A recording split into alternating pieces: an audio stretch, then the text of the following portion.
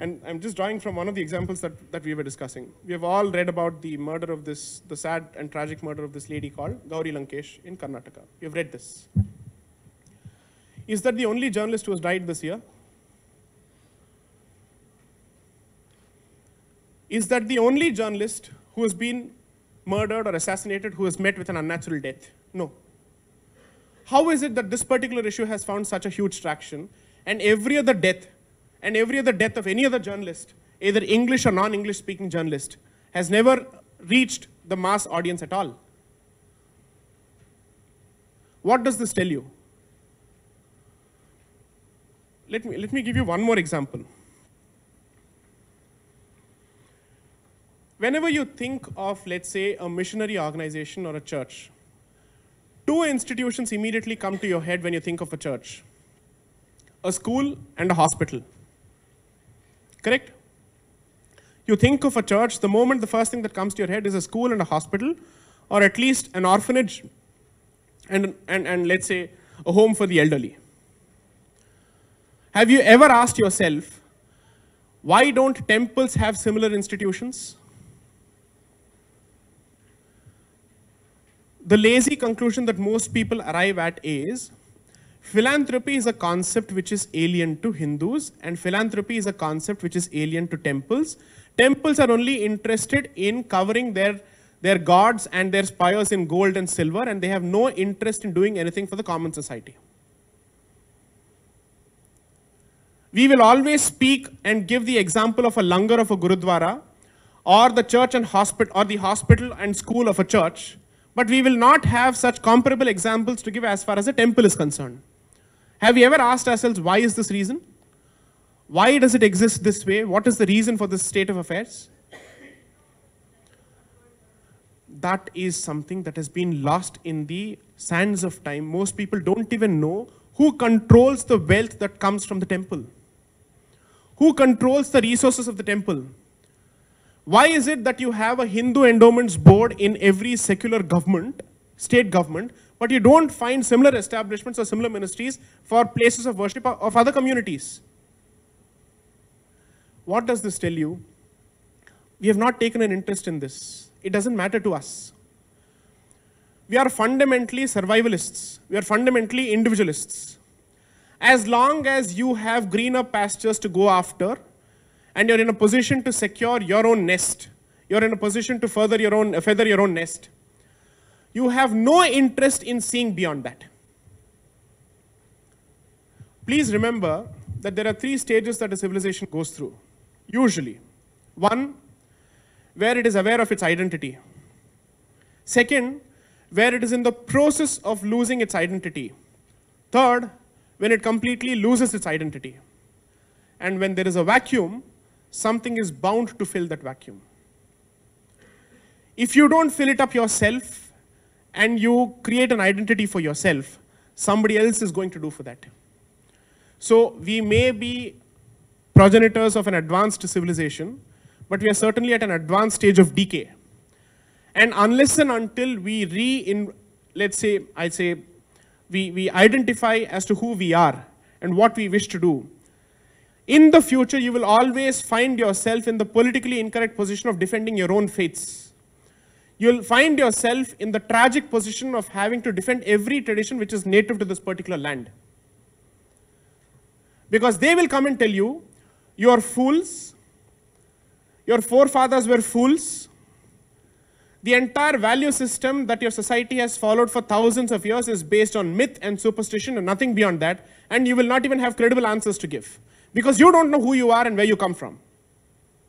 Therefore, Indic Renaissance is impossible until we go beyond Twitter and Facebook and equip ourselves with facts, with information, looking at our own history. And it's not really difficult to do. Between the 18th century and early 20th century, giants have literally identified and written fantastic books on India, on India's past. You only need to dig it up. You only need to arm yourself with those facts. You only need to recraft it and represent it. Because if you don't do so, all you're left with is post-20th century and 21st century books, all of which has been written by others. with a specific agenda and a specific interest to push. And this is one aspect that I think becomes very, very important, which is almost in every fight or in every initiative, you will find yourself alone. It either becomes a caste-related issue or it becomes, let's say, a region-related issue or a language-related issue, but it never transcends beyond that. Hopefully, there will come a time where we will recognize that if we do not find for ourselves a common identity, we will be picked apart one by one. And we will not even know it. Riots happen in Gujarat against a certain community. It matters to people from that particular faith across the country, across the world. Riots happen with respect to a different community in Bengal.